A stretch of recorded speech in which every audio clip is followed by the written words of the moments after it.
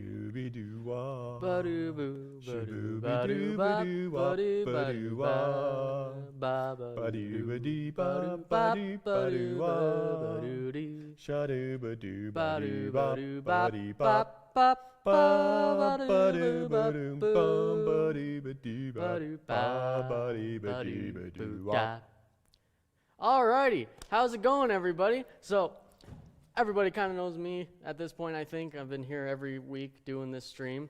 But I have a guest today, and that is Kelly Dodge from KD Sound Co. Hello. He's the reason why we sound kind of good. If we do. Yeah, hopefully we do. So now I get to have somebody to hang out with a little bit to talk about what we're doing today. It's going to be nice because there's a lot of talking, and it's nice to have some questions. So if you guys have any questions, feel free to share them. If you don't have any questions, don't worry. You're just along for the ride.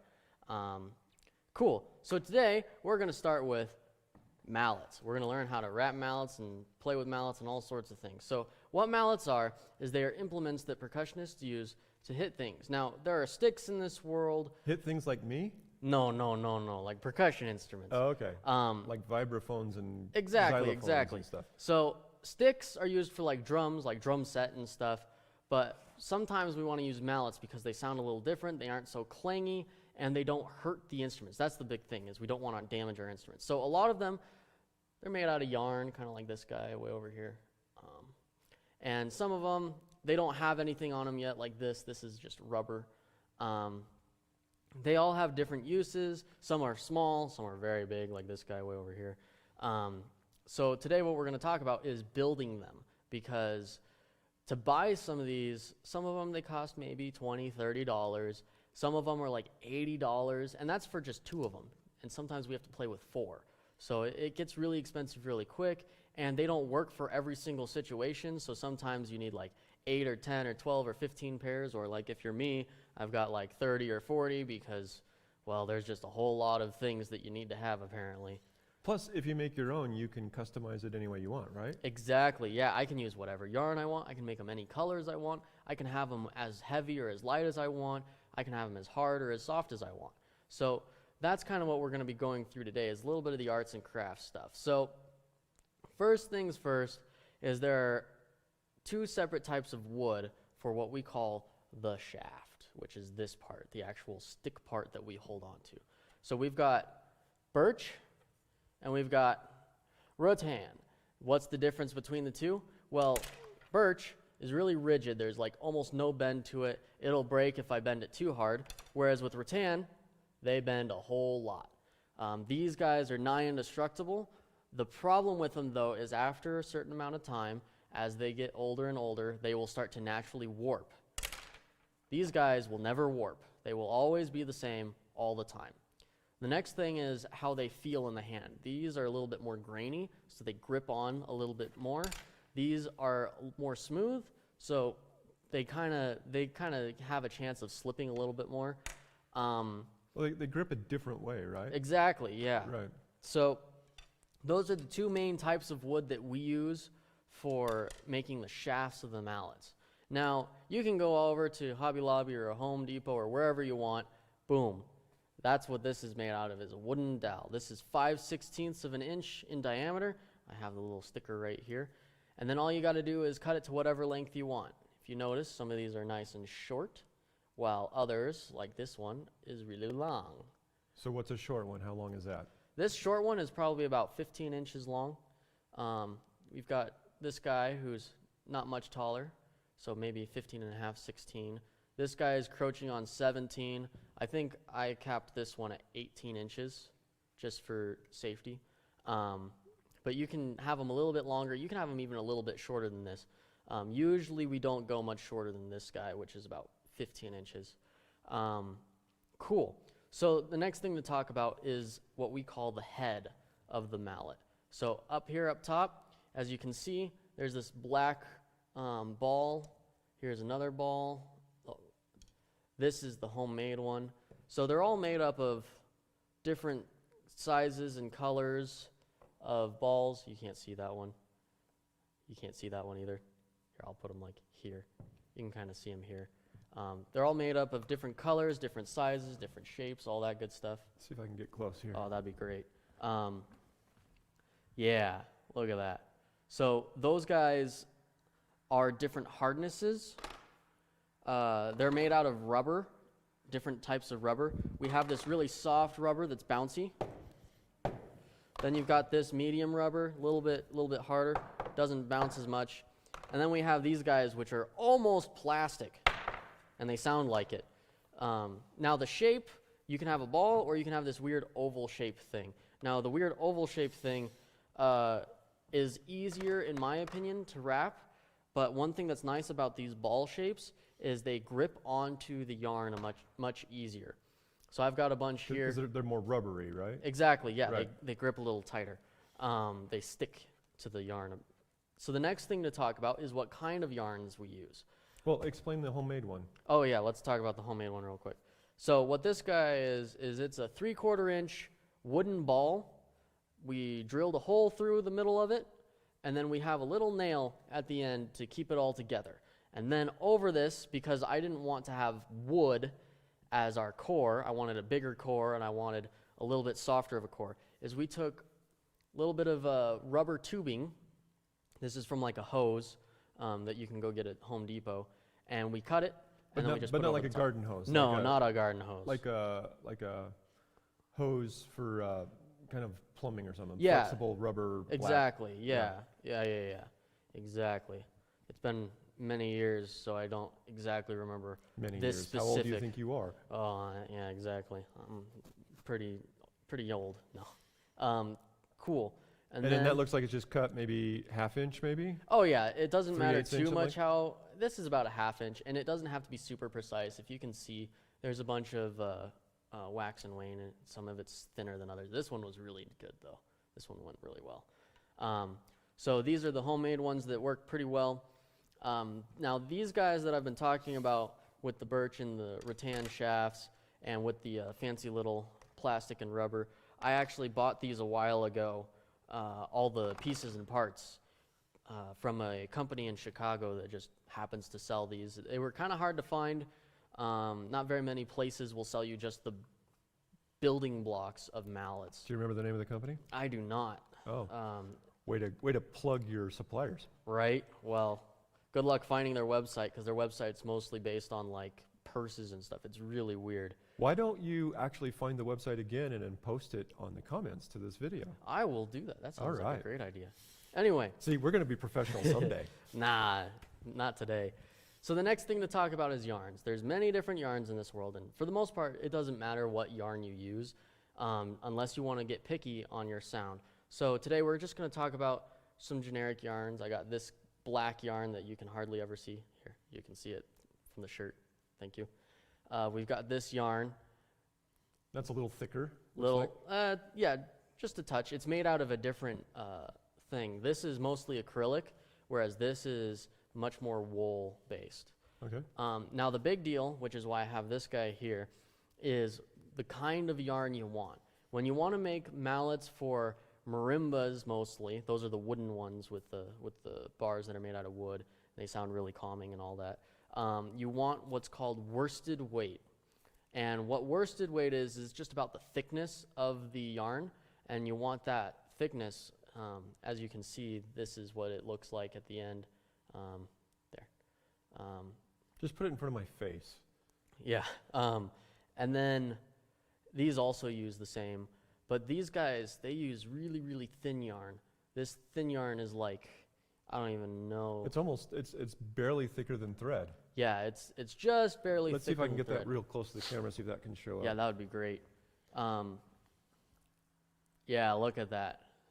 And then compare it with like this guy over here. Yeah, look how thin that yarn is. And then that's usually for vibraphones, and then that's usually for marimbas. Much thicker yarn, different kind of wrapping a little too. And then this was the other kind of yarn? Oh yeah, and then get some really big yarn for those. That's the gong mallet or a tam-tam mallet. Really, any yarn works for these. The reason why we go with the thicker yarn is because you will use probably the entire skein, the entire thing of yarn just on one of these. Actually, we should talk a little bit about this guy in case anybody wants to make one. So this is just a 3/4 inch wooden dowel. And then inside of this thing is a hockey puck. And what you do is you drill a little the way through a hockey puck. Then you put this in and you glue it. And then you also nail it just like these guys. And then you wrap it. So a hockey puck has like a wooden center and a wrapping around it. So you only went through, you didn't go all the way through all the stuff that wraps it. You just went into the wood, correct? Yeah, exactly. Okay. Yeah, you don't want to go all the way through. You just want to get to about the middle of it. Right. Okay. Cool. All right. Well, let's get started. Let's talk a little bit about how to do that. So I'm going to use this yarn because it's a little easier to see as we go through. And then I'm going to use one of these that's already pre-ready to go. Basically, what you have to do with these guys is you got to cut a little bit, make this a little bit smaller than normal. And then you take one of these guys or one of these, and you put it up top, and you squeeze it in, and then you glue it. And really you want to kind of put glue in here first and glue on here first, and then you stick it in, and then you let it dry and all that stuff. Is there any kind of special glue you need? You want pretty much wood glue is the best option. Just some Gorilla Glue, wood glue. Preferably something that has a lot of stick to it so that this won't break over time.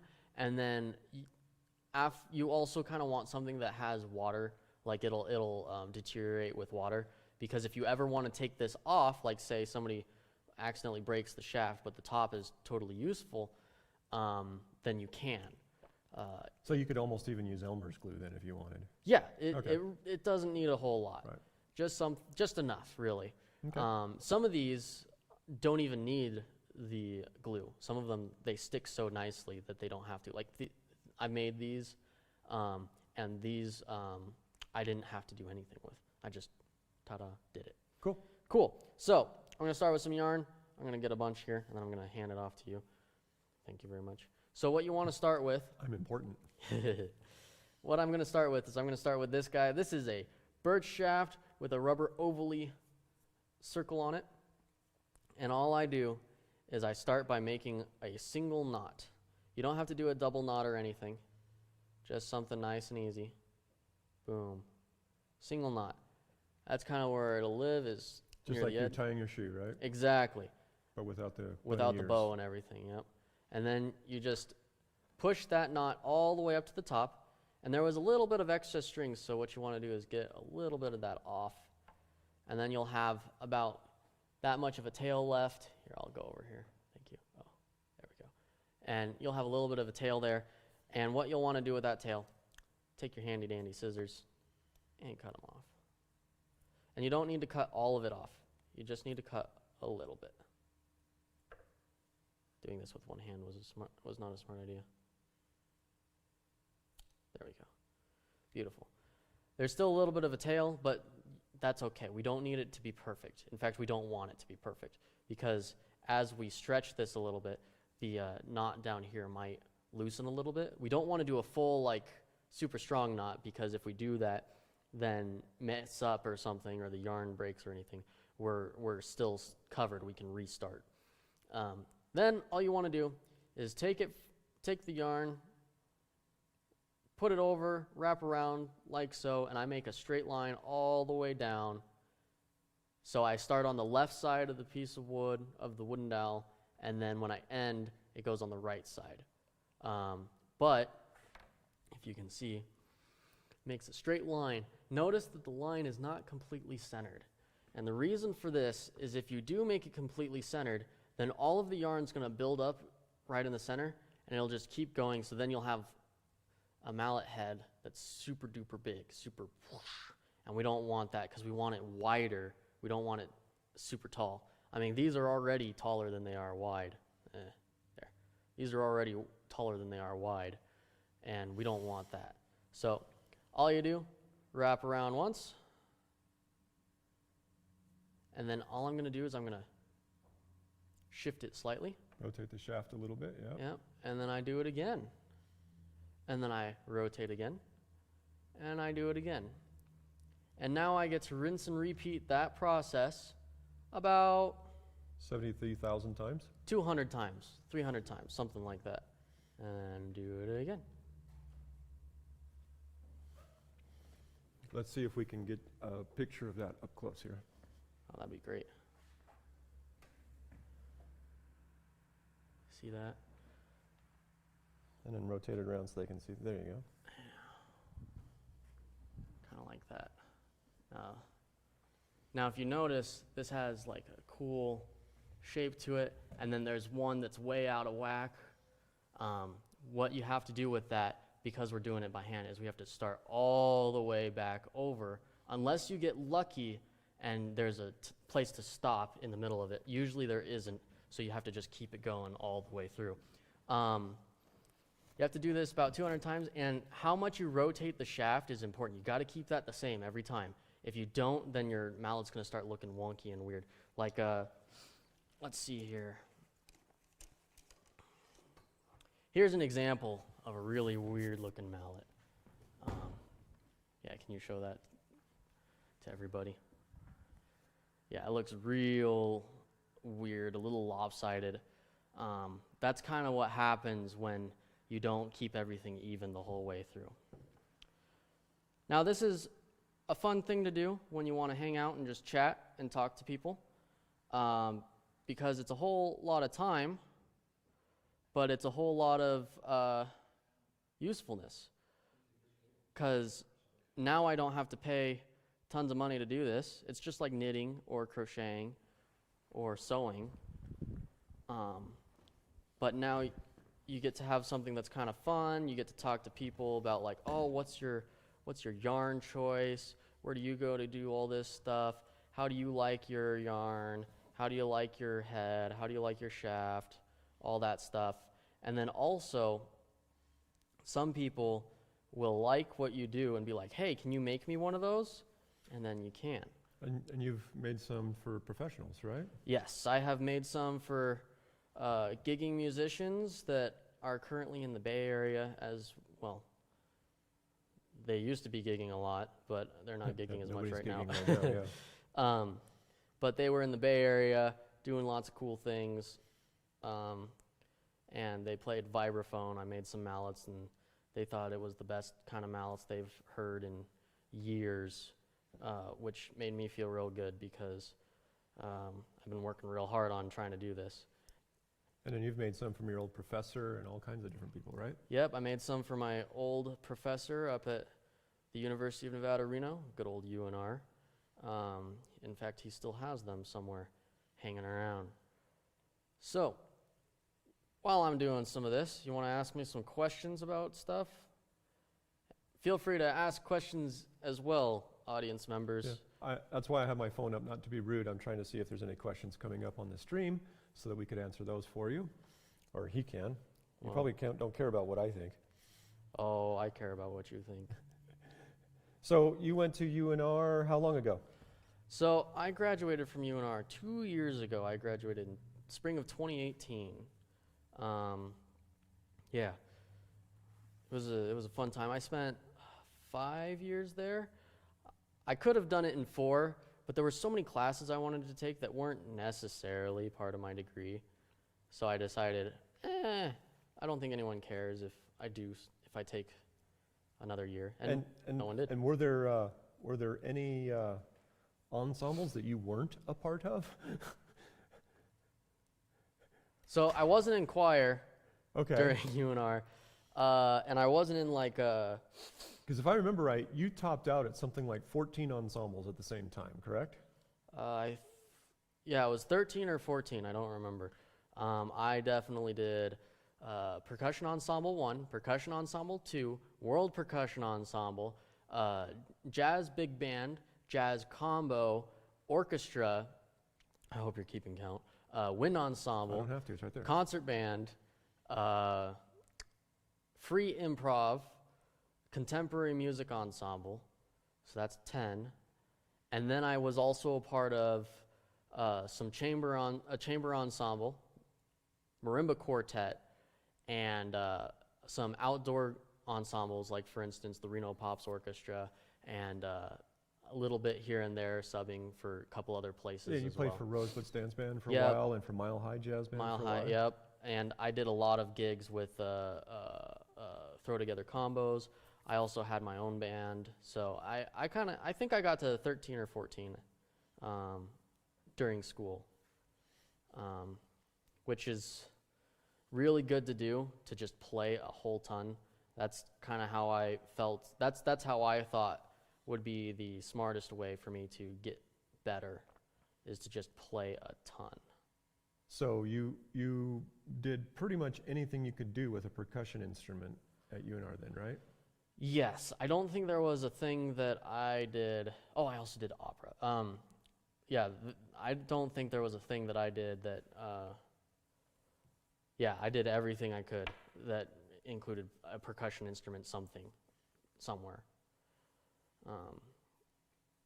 I played a bunch of world percussion instruments. I played all the orchestra stuff. I played a ton of solo stuff. Oh no! So this is what I was talking about making a mistake. Oh, I think I'm gonna get lucky. So when you make a mistake, all of the tension that I'm holding, it goes away. That's something I should talk about. Is every time I do anything, there's a bunch of pressure that I have to hold onto the yarn, because if the yarn is just loosely laying on top of this mallet, then the yarn will just kind of make a blob, and it doesn't really sound good, because you can hear the core in the center, and you don't want to hear that. You want to hear the yarn softening up the core. And you want it consistent, so you don't want to, if your mallet rotates, you don't want it to sound different. You want it to sound the same no matter what angle or... Exactly. So just to give you an idea of how bad a mistake can be, one mistake, I just now dealt with the mistake, cleaned up the mistake a little bit, but I'm going to get close here in a sec just to show you. See that top? There used to be a hole there, but now there's a bunch of stuff in the way of that hole.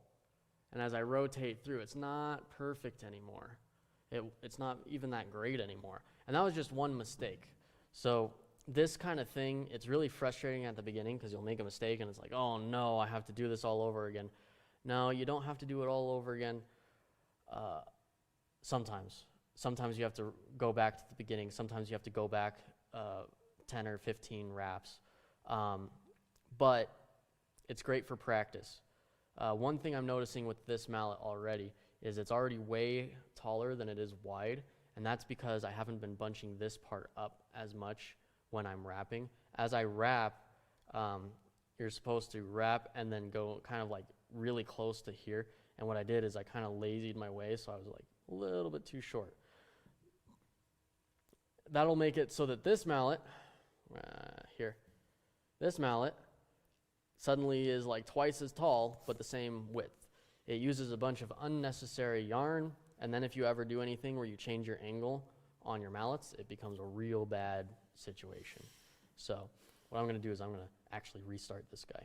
All the way to the beginning? All the way to the beginning. Okay. Because that mistake was pretty costly, which is okay. Anyway, anything else you'd like to ask? So if you wrap it more, does it make it softer, harder? How does it affect the sound? So the whole goal here is the core of the mallet is hard. It's a certain hardness. Some of them are softer, some of them are harder. And your goal is to get something that's harder than what you want to actually sound when you hit the instrument. Then what you do is you take the yarn so that you can soften up the core a little bit. So that way when you hit the instruments, wherever they are only being hit by yarn, but the tone that we're trying to get out of it is determined by the core and then softened up by the yarn. That's kind of the goal here. So if you have a really, really, really big head, like this one is decently large, this is going to be a softer mallet than, say, this guy.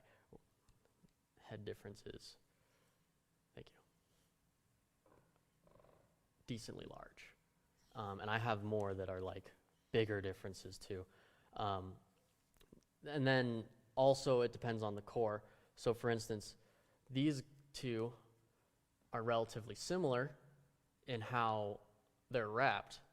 This one is way softer than this one because I used the softest core I could find. Yeah, you can hear it just on the table. And that one was a store-bought one that I found, or that I bought a while ago.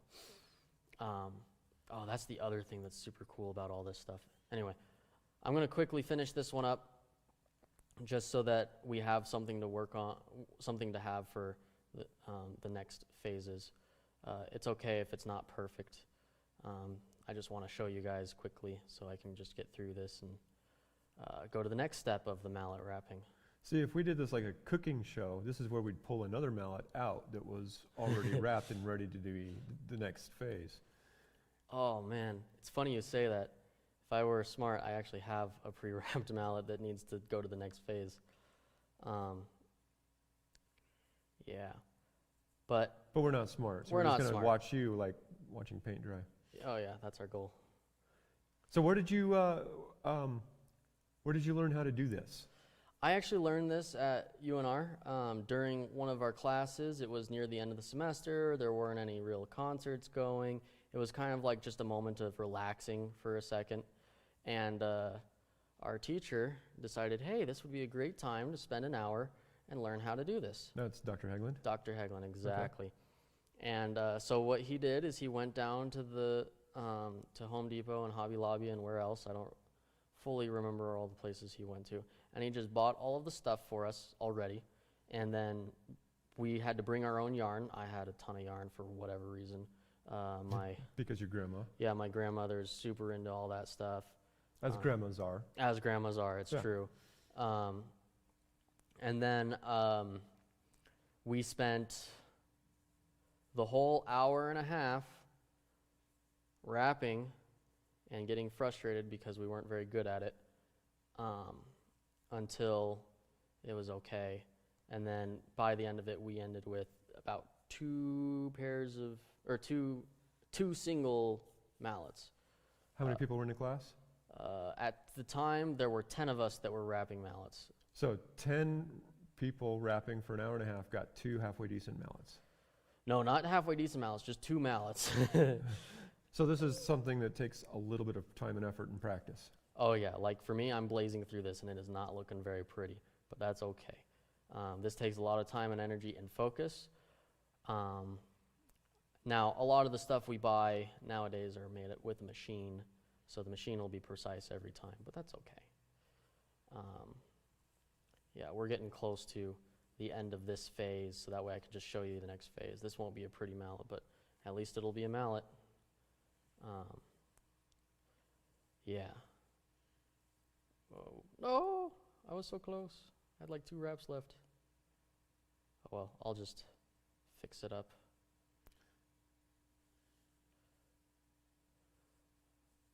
Yeah, when you get to the top, it gets really hard. This is the reason why we start so far away from the center of the mallet when we do our wraps, because when you get to the top, the yarn has to go on top of itself, and when it does that, it gets slightly closer each time. So by the end of it, you might have no hole. Like this one's not going to have a hole. So this will be good enough for a mallet to show the next step. So what I do is I wrap some excess yarn around the mallet so that way it holds tension for the next step. And then all I do is I cut the string. Let's see here. Yeah, you want to tug on that a little. Thank you. There we go. Beautiful. Okay. Now, when we get to this stage, I keep this nice and wrapped, place it down here. The next step is what's called crowning. If you notice, like say on this mallet right here, there's a little ring on the top of it. That ring, there's a ring here, much more easy to see. That ring is another set of yarn. I'm going to use the same yarn. And that will go around the top to keep all of this tight. Can you use a different color so they can see it? Sure, I can use black. Now, this yarn wants to sneak away, so I'm just going to not tie I'm just going to tie it at the end. Do one of these numbers. Beautiful. All right. So I'll use black just for a different color here. So we can get rid of this one. Now, you can use a different yarn entirely. I like to use the same yarn because if you look at this mallet, there is no difference anywhere on the crowning. And the reason why is I use the exact same yarn. So it just looks like a homogeneous ball on top. Some people like to have this ring because then they know exactly what mallet it is based on the color of the ring and the color of the yarn that it's actually made out of. Yeah, I have some mallets over there that I might show you in a bit that kind of do that. So I have two different types of needles. I have a big straight needle, and I have a big needle that is kind of like the letter C. Actually, it looks better just doing that. I use both of them in different places and different times. Usually what I do is in the top ring, I like to use the C, and in the bottom, yeah, we have to crown the bottom as well. I like to use the straight line. So since we're going to start with the top, you always want to start with the top, I will use the C. There are plenty of different ways to get this going. I'm not the best at putting yarn through, but that's okay.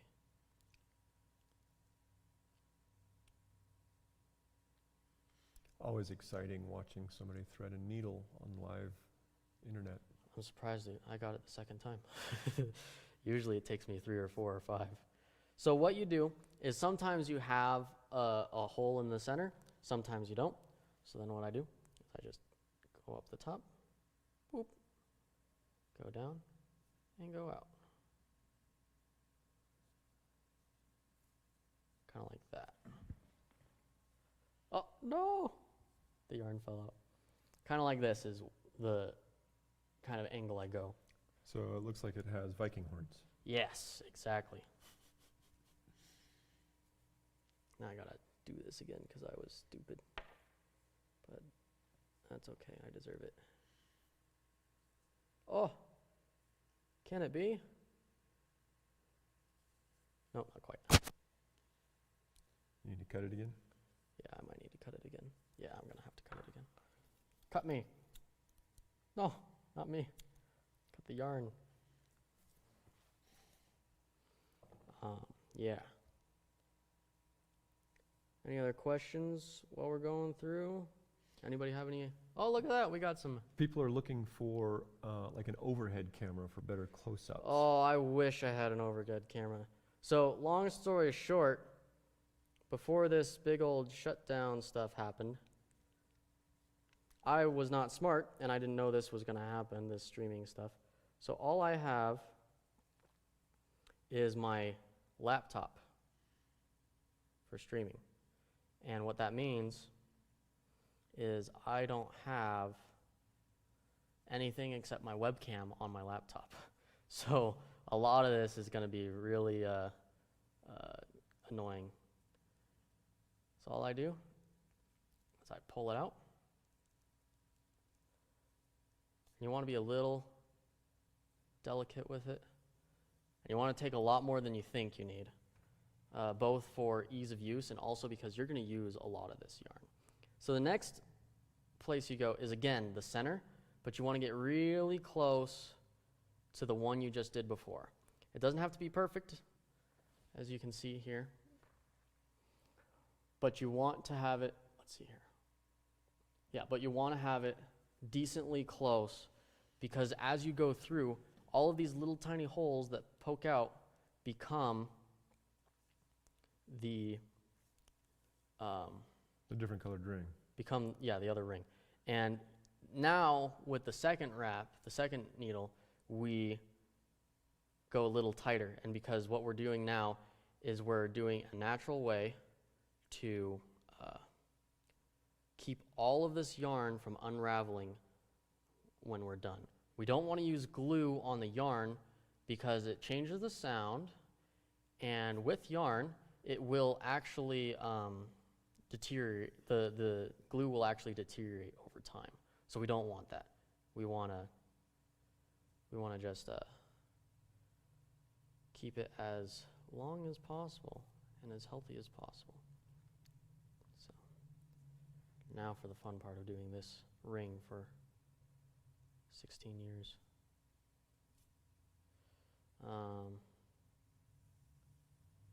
Yeah, boom. I do like using my own mallets to do this. Using my own, I like using my own mallets when I play, perform and stuff. One thing I am experimenting with, not today, but in general, is adding weight to these mallets, because these are pretty light and I'd like to have a little bit more weight to it. So what I'm looking at is at the bottom here, kind of where that knot was, is putting like steel cable or something heavy, but not heavy and compact, something dense that will be out of the way of everything. That's kind of what I'm looking for. Could you maybe use a coin? I could use a coin. If you put a hole in it? If I put a hole in it, yeah. Or just put some... A metal, yeah. Like some copper wire around it is what you're saying? Yeah, exactly. I'm thinking of copper wire. There's some other ways to do it. What some people do is they will drill down the tip of the shaft down here, and they'll put like a metal screw on top and make sure that's really dense metal screw. And they'll also widen up the whatever core they use. So make the hole bigger on the end of this. Yeah, make the hole bigger, exactly, and then put something inside of it. So that way it's still that same hardness, but it's a little bit heavier. And what's the advantage of a heavier mallet when you're playing? Some people... Is it louder? It can be louder, yes, but for a lot of people, the reason why we do that, we can also cut this guy off now. We finally did enough of these that... Real close? Yeah, beautiful. A lot of people, they like it a little bit heavier because then they don't have to work so hard to get those loud notes. Also, it changes the characteristic of the note, not just in volume, but also in tone. Okay. So that's kind of what it is. Are there any other comments? Does it make you smart? Does it make you stronger? It does, actually. There is some strength to this. It's a good kind of strength. Some people like their mallets really, really heavy. The Zivkovic mallets are decently heavy. Zivkovic is a famous percussionist. Some percussionists very much Pius Chang, he has like bricks over there. And then other people, they like their mallets lighter, like Lee Howard Stevens, another famous percussionist. He likes his light, very light. Well, it seems like light would be quicker. It can be, but if you're a great player, you can get away with, you can deal with it, whether it's lighter or not. We need close-ups. I wish I could help you with that. No, yeah, it's the same stuff, yeah. Okay. Yeah, if anybody ever finds a thing that I can use to... Well, you could donate lots of money and we can get a high-quality webcam. Yeah. Yeah, get a webcam, get a screen projector, whatever it is that I need. One of those table cameras that kind of go over here. That'd be awesome. But you don't have to. So comment, it says, this is very interesting. I want to make some. Please do this again. You could do it in parts. Share on YouTube. It is very difficult to see exactly what you're doing at this time. Please figure out how to get close-ups on your work. Will do. I can. Why don't you try to walk around and see if you can get right in front of the camera with what you're doing right now? Sure. So what I'm doing here, look at that. You can kind of see it. It's a little grainy. So all I'm doing here is I take the thing, I go into this hole that I made. You see that hole? Go down, and I go in, and I go out. And you see how it's a little bit off from the yarn before it? So then what I do, here, let's see if that's also a good way to, yeah, a little bit out from this guy. Then I just go all the way through, all the way out.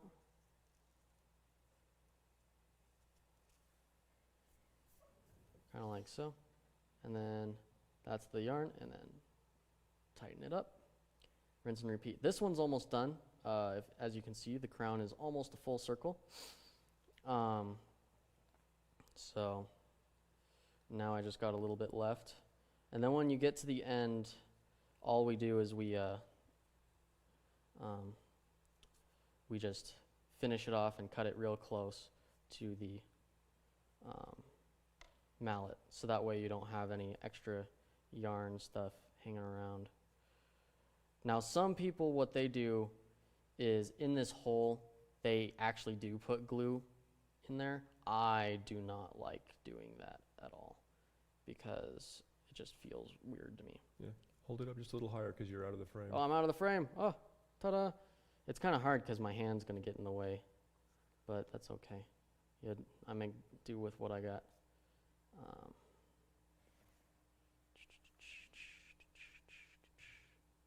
There. And we got a couple more.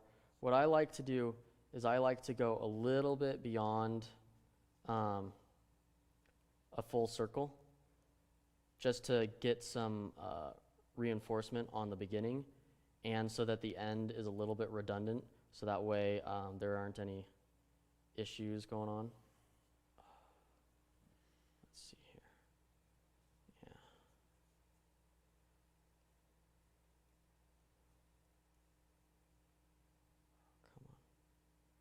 There we go. Beautiful. So I'll do like, see how it's basically a circle. So now I'm going to do like one or more two. Exactly, glue changes the sound. That's why I don't like glue. Some companies, they'll do the glue thing, which is okay, but I mean, I personally don't like it. I guess if the glue was on the very tip, you wouldn't hit the mallet with the very tip very often. Exactly, that's kind of what they think of is they'll do this thing, and then inside this hole they'll put glue in. And the reason why is because you hit here, you don't hit up here. But I still don't like it because the glue will slowly break down and all that stuff. So we're basically at the point now where we cut. So you just get it all really, really close. You want to pull the string for me? Thank you. You just get real close in there. And you don't want to hit the yarn that you were wrapping with, or else a lot of this isn't useful. So now we've done the top crown. So show them a close-up of the top crown here. Kind of like that, yeah. Much easier to see is one of these guys. I also did this one. And then this is what a store-bought crown can look like. They have many different ones. This is also a store-bought crown using the same exact yarn. Very hard to see. And then here's another homemade one that you can't really see the crown because it's the same yarn. And then this guy has a crown too. Even the big ones need crowns. But if you notice, there's a crown on the bottom. So we got to get that one going. So what I do is first thing, I take this yarn out. And I get the same yarn that I had last time. You don't have to, but I do. And then I pick up the straight needle. Kind of like that. That's what it looks like. It's huge. It's straight. It doesn't need to be That's the wrong one. a small needle. Oh, thank you. Just grabbed something and thought it was attached. And that would have been a very small crown with only 3 inches of yarn. Yeah, with this one, I don't do the cut thing like I did for a very long time. So I still have this. Okay, walk around like you were doing. I still have this wrap around here. I still have this wrap around thing going on. And the reason why is because this is holding everything together right now. So then what I do is I start the actual crowning process. This is the thing. And right before I start this crowning process, I actually have to undo this. This is the dangerous part because all of this can unravel a little. Now the top crown saves a lot, so it won't have a whole lot of problem. But what I got to do is I got to go all the way here, unravel all of it. See how it's almost all of it's unraveled. Okay, then I do a single turn with the yarn, and then I go around my own finger and make myself a little knot. It's kind of hard to show you from this angle. Kind of like that. So now you have a tight thing there, and they don't get in the way. And then what I do is I do it one more time, just for safety. This part is a big deal just for getting it so that we can start the crown. See how that looks? I push it up kind of as far as I can. This is just for the safety of the crown. We don't need this part for much more. Okay, then I take the needle and I pick somewhere. There. I pick somewhere, so I'm just going to go right in here. And I go down and straight through. And you just want a little bit. You don't want a crazy amount, just a little bit. And I go whoop. Now you want a lot of yarn around this one. So now what we do is we just go weave in and out, in and out, in and out, over and over again. And you want to stay around the same height. Slightly higher, slightly lower is okay. So that's what one little wrap looks like. One little tiny bit. And then we keep going.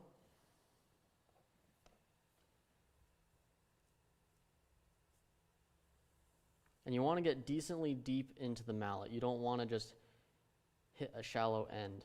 Now the next thing of note is, you see where that wrap is, that little black line?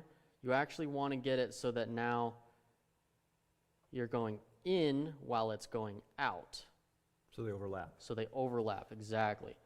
That's what's going to keep all of this stuff intact. Now this part, you cannot use glue. No one uses glue. I don't know anybody who uses glue at this part. I know I personally don't, and I don't know any mallet wrappers who do. Oh, that was a bad angle. Let's try that again. There we are. Beautiful. Oh. Yeah. Beautiful. So that was lap 2. I like making 3 laps just for safety. You don't have to have 3 laps. Some do more, some do less.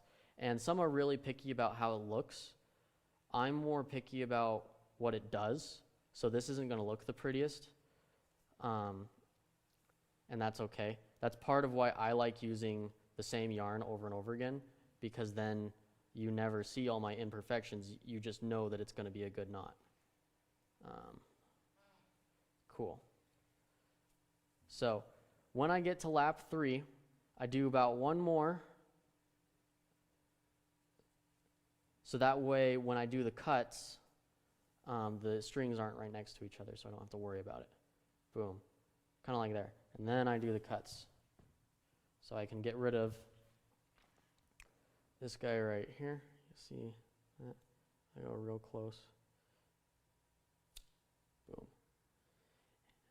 And you want to pull a little when you do this, not just because it's easier to cut, but because when you do cut, it'll shrink a little bit and get a little bit closer to. There we are. And so there you have it. Now all we got to do is this last bit here, is we can get rid of all the tension in it. There we go. Just about all that. Beautiful. And then we cut that one off as well.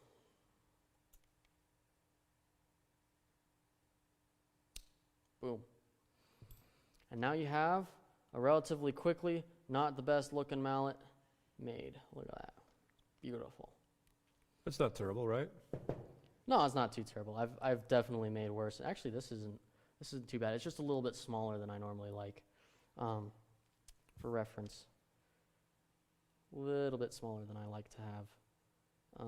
But that's okay. This actually didn't and look with too it bad. smaller, then it's just going to... It's going to be a little bit harder sounding. Exactly. It's going to transfer the sound of the core through more accurately, right? slightly harder is this one. So those have the same core? They have the same core, yep. I put the very soft core in there for both of them. Okay. So there's several ways to do these. You can buy them store-bought. You can wrap them yourselves, and it takes a lot of work, but it's totally good. Because, for instance, these mallets, until recently, were my favorite mallets to use on the vibraphone, and I made them myself. These mallets are my favorite to use for really soft stuff, and I have things that are softer or harder or the same softness even. I've even gotten a set of store-bought that is the same softness, but I like these a little bit more. So it's all up to preference, all up to what you like, all up to what you want. And you get a little bit of pride of craftsmanship in your own stuff a little bit. It's true. Yeah. Nobody has this mallet, and that's pretty nice when you walk in and you play something, and they're like, hey, what are you using? And it's like, well, I made it myself. The other nice thing about it is some of these mallets, they wear out kind of like this. See how that is? Here's the exact same mallet that's completely brand new. Here, let me show you. So, brand new, well used. When they get too well used, you can't use them anymore. The yarn is literally going to fall off, and you just can't play with them anymore. I actually have a mallet that ended up doing that. So, let's see here. Yeah, you see that greenish color? And then here's the bluish color. So these guys look the same, except for the fact that these are well used, but they're actually different harnesses. This one is so bad that it can't be used anymore. See, I can even see the core in there. So what I have to do with this guy is I'm going to have to rip him apart and rebuild him, which is totally fine. But How long does that take to wear out a mallet? I've had these for about 4 or 5 years, so not too bad for a rewrap. That said, these that I rewrapped, these are actually store-bought. You can see the logo on there. These were store-bought, and these were the worst investment I ever made until I rewrapped them. They were the worst investment because they lasted 6 months, which is almost nothing. So I spent $60 for 6 months, which is not worth it. And then when I rewrapped them, they sounded even better than when I bought them. And I loved those mallets. They were like my favorite mallets. How long ago did you rewrap them? I rewrapped these 5 years ago, 6 years ago, and they still look really good. There's a little bit of wear and tear, but still really good. And part of that is because of the type of yarn I used. And then there's a question, would this make an effective cat toy? Yes, actually. So this is basically broken. You can totally do that with cats. I actually do that with drumsticks. They love drumsticks for whatever reason. And the nice thing about drumsticks is they can't break them. You just can't. It's really good. You could also do a thing where what you do is you take one of these guys and you put ball on top, but you have a little piece of string inside, so when you jump it in, then all of a sudden the string is inside the ball, so you have to like rip out the ball in order to take the string out. And then you put things on the string, and there you go. You can wave it around, and you have your own cat toy. So there you have it. This is how you start wrapping mallets, and it'll take a whole lot of time, but it's really fun to do. And you can do lots of cool things with these guys. Again, any color you want, anything you want really, how big you want them, how many wraps, all that stuff. It's completely up to you what you want, what kind of yarn and what colors and all that. It's really fun. You've even used some of that multicolored yarn, right? Yes, a little bit of that multicolored. It's really fun to watch when that happens. Now, some things are a little bit harder to do as humans. There's this fancy mallet called the Double Helix. It's made by Marimba One. Very fancy mallet, very expensive mallet. But what it is how you saw me do the wrapping where I go in a circle like this. Well, then they have a machine where it'll do this, like a DNA sequence around the mallet. And it's 2 different colors, so it looks really, really cool.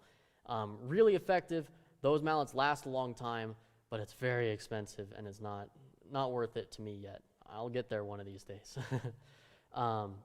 Yeah, that's pretty much all there is. Any other questions, comments, concerns before we wrap up?